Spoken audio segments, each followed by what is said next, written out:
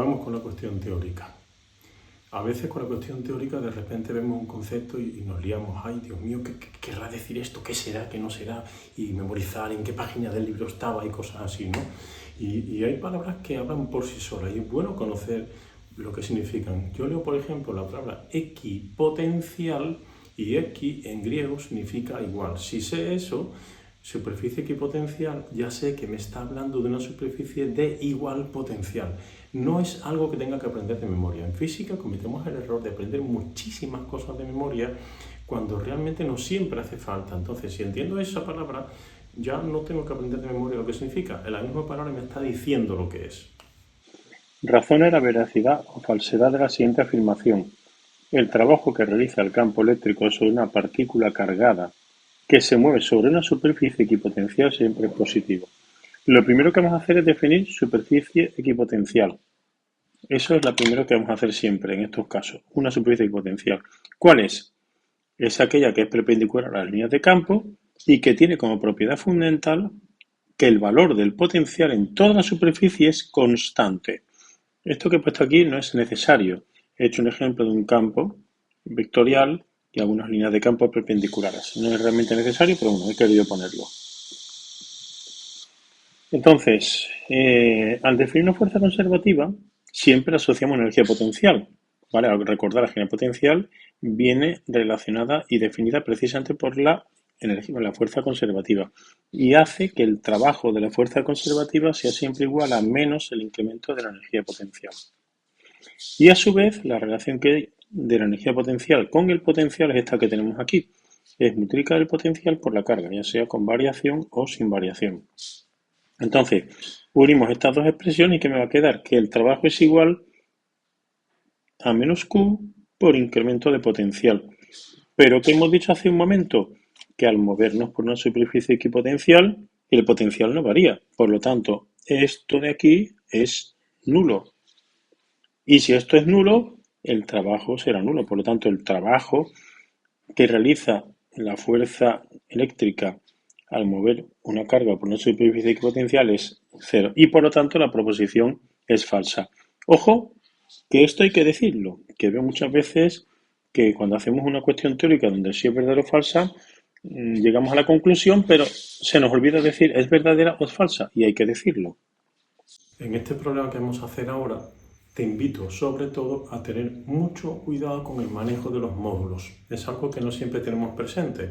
Cuando manejo un módulo no hay signo y un despiste nos puede llevar a estropear un problema entero. Recuerda, módulo, signo positivo, siempre, porque por definición el módulo es eso. ¿Y cuándo hablamos de módulo? Cuando hablamos del módulo de una magnitud vectorial. El potencial será positivo o negativo siempre según el valor de la carga. El módulo del campo siempre tiene que ser positivo y sus magnitudes interiores siempre van en positivo. Pues vamos allá con el apartado B. Empezamos. Una partícula de masa 2 por 10 menos 10 kilogramos y carga. Primera confusión que algunos tendrán, masa y carga. ¿Qué pasa aquí? No os preocupéis, vosotros seguid con el problema y ya saldrá lo que tenga que salir. Podríamos incluso tener un problema donde haya campo aleatorio y campo eléctrico mezclados. Algunos hay por ahí. Este no va a ser el caso. Pero no os preocupéis, vosotros seguid con el enunciado. La partícula se encuentra inicialmente en reposo. Aquí lo tenemos, velocidad inicial igual a 0. Carga y masa. Siempre recordar sistema internacional en cuanto empecemos a escribir datos. Aquí no hay que cambiar nada, pero es importante recordarlo. Posteriormente se aplica un campo eléctrico uniforme de 1000 Newton por Coulomb en el sentido positivo del eje X. Si pongo aquí mi eje X, si este fuera mi eje X, evidentemente ese es el sentido que tiene que tener. Normalmente me dicen que el campo uniforme, bueno, al revés, no me dicen para dónde tiene que ir el campo uniforme, lo dibujo como quiero. En este caso, tengo que ponerlo positivo en el eje X una vez que yo elija el eje X. Entonces, no actúa ninguna fuerza gravitatoria. Luego la masa a nivel campo gravitatorio no afecta. Será para otra cosa que hará falta o no. Tampoco pasa nada que haya un problema con un dato que no haya que usar. Realiza un esquema justificado de la trayectoria descrita por la partícula. ¿Vale? Entonces, este es mi origen de coordenadas y aquí donde he puesto A será el punto donde pongo la partícula que está aquí. Entonces, para ver la trayectoria que va a seguir la partícula de carga positiva, vamos a tener que trabajar con algunos aspectos. Voy a empezar con la relación entre la fuerza y la carga. Esta expresión de aquí. Estos son dos vectores y esto es un escalar. Este escalar es positivo. Por lo tanto, si este escalar es positivo, a nivel de dirección y sentido, no afecta para nada. Por lo tanto, F y E, es decir, fuerza y campo, tienen misma dirección y mismo sentido.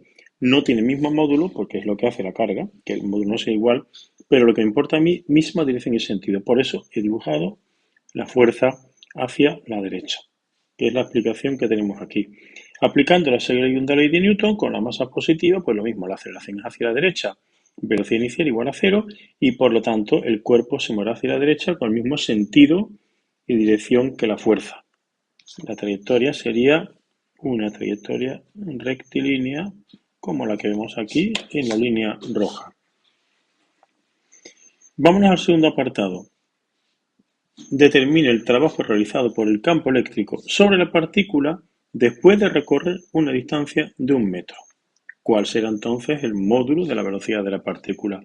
Recorremos 1 metro de distancia. Como el campo es uniforme, utilizo esta expresión. Recordad, importantísimo, no puedo usar esta fórmula si el campo no es uniforme. La verdadera fórmula del trabajo lleva una integral para tener en cuenta que la fuerza pueda ir cambiando. Nosotros eso se supone que no sabemos hacerlo y por eso solo puedo utilizar esta fórmula cuando la fuerza sea constante, no cambia. Y eso solo ocurre en campos uniformes. Bueno, pues entonces, vamos a ver qué ángulo tiene la fuerza del desplazamiento. Nos vamos a la diapositiva anterior, vemos que el ángulo es de 0 grados, lo deducimos de esta expresión de aquí, y por lo tanto, trabajo es fuerza, que es Q por E, en módulo. Recordamos, estas dos magnitudes son módulos, no van a llevar nunca un signo, es decir, esta carga, si quiero meterla aquí, como he hecho aquí, nunca jamás va a llevar signo, porque esto es módulo, por lo tanto, no afecta que la carga sea negativa o positiva. El ángulo es 0 grados, esto es lo que hará que el trabajo sea positivo o negativo, solamente esto. Una vez visto esto, sustituyo los valores y encuentro que el trabajo es 2 por 10 elevado a menos 3 julios. El trabajo es positivo, luego el trabajo es realizado por las fuerzas del sistema, que eso siempre conviene comentarlo. Por último, nos vamos a ir a la velocidad. Me piden el módulo de la velocidad. Y yo estoy trabajando ya tengo hecho el trabajo y me hablan de velocidad, se me tiene que venir rápidamente a la cabeza el teorema de las fuerzas vivas. Velocidad, y en estos temas siempre trabajo, energía potencial, etcétera. Teorema de las fuerzas vivas, trabajo total de todas las fuerzas igual en energía cinética. Aquí el trabajo total es el trabajo de la fuerza eléctrica porque es la única fuerza que está actuando aquí, pero es la total y por lo tanto puedo aplicarlo. Y es energía cinética final menos inicial. Recordamos, la velocidad inicial era 0. Luego me queda esta expresión de aquí, 1 medio de masa por velocidad inicial. Y alguno ya puede sospechar, anda, masa, pues aquí voy a utilizar la masa que me han dado aquí. Aunque no es obligatorio que yo en un programa tenga que usar un dato que me den.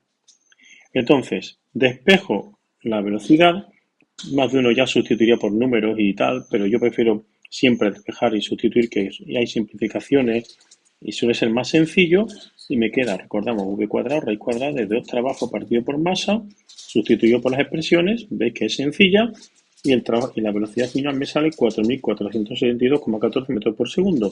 Este es el módulo, ¿vale? Esta es la velocidad con la que llega al punto final. Y si queréis ser muy puritanos, este es el módulo de la velocidad con la que llega al punto final. Y con esto el problema estaría terminado.